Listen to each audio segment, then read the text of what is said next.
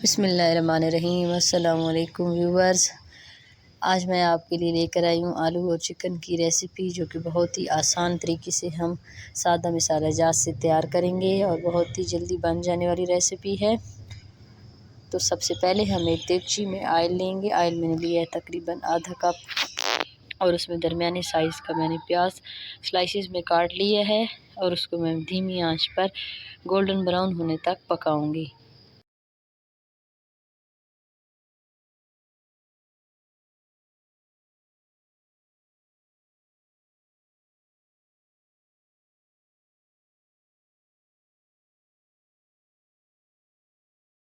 Viewers, आप देख सकते हैं कि प्याज हमारे गोल्डन ब्राउन हो चुके हैं। अब हम इसमें 1 चम्मच भर के अदरक लहसुन का पेस्ट ऐड करेंगे और इसको थोड़ी देर हम प्याज के साथ फ्राई कर लेंगे।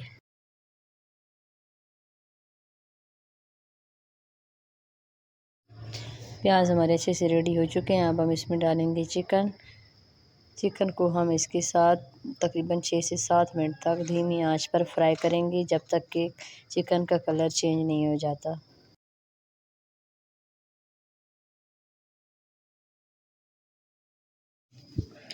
तो चिकन को फ्राई करते हुए तकरीबन 6 से 7 मिनट हो चुके हैं। अब हम इसमें ऐड करेंगे टमाटर मैंने लिया है एक दरमियाने साइज़ का और उसको भी मैंने बारीक बारीक काट लिया और टमाटर का छिलका मैंने उतार लिया था, ताकि हमारे टमाटर अच्छे से गल जाएं।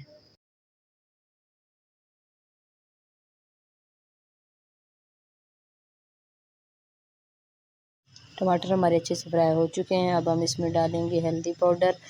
इसके साथ ही मैंने धनिया डाला है। धनिया तकरीबन मैंने डाला है 1/2 टीस्पून और साथ में कुटी लाल मिर्च मैंने डाली है 1 टीस्पून और इसके साथ ही मैंने डाला है ज़ीरा पाउडर मैंने 1/2 टीस्पून ऐड किया है और इन चीज़ों को हम अच्छे से मिक्स कर लेंगे और इसके साथ ही हम इसमें नमक हस्बे ज़ायक़ा ऐड कर देंगे।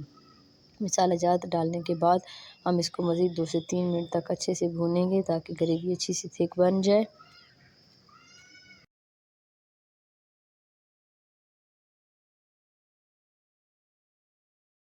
तमाम चीज़ें अच्छे से फ्राई कर लेने के बाद हम इसमें डालेंगे तकरीबन 2 दरमियाने साइज़ के आलू। मैंने उनको इस तरह से कट कर लिया है और आलू इसमें डाल देने के बाद हम इसको मज़ीद 2 से 3 मिनट तक फ्राई करेंगे।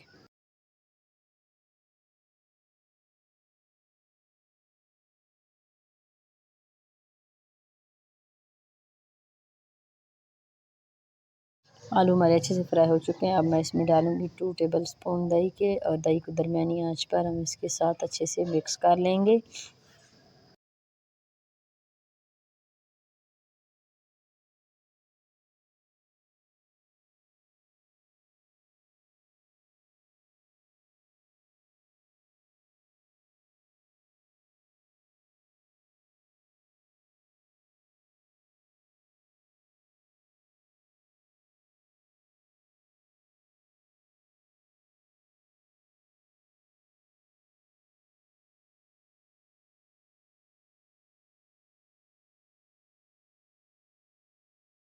तमाम चीज़ें अच्छे से फ्राई हो चुकी हैं। अब हम इसमें डालेंगे 3 से 4 अदद सब्ज़ मिर्चें और इनको फ्राई कर लेने के बाद हम इसमें 1 गिलास पानी का ऐड करेंगे, ताकि हमारे आलू में जो कसर बाकी है वो भी ख़त्म हो जाए और आलू अच्छे से गल जाएँ। और आंच आपने इस दौरान दरमियानी रखनी है और साथ साथ बीच में चेक करते रहें।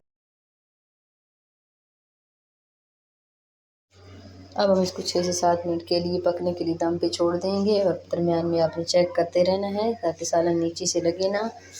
वीडियो अच्छी लगे तो वीडियो को लाइक और शेयर ज़रूर किया करें। चैनल को सब्सक्राइब करना मत भूलें। तो व्यूवर्स, हमारे सालन को पकते हुए 6 से 7 दिन गुजर चुके हैं और ग्रेवी काफ़ी अच्छी तैयार हो चुकी है। मैं उम्मीद है मेरी आज की वीडियो आपको पसंद आई होगी। वीडियो अच्छी लगी तो वीडियो को लाइक और शेयर ज़रूर करें और चैनल को सब्सक्राइब करें। इंशाल्लाह नेक्स्ट वीडियो में नेक्स्ट रेसिपी के साथ मुलाकात होगी। तब तक के लिए अल्लाह हाफ़िज़।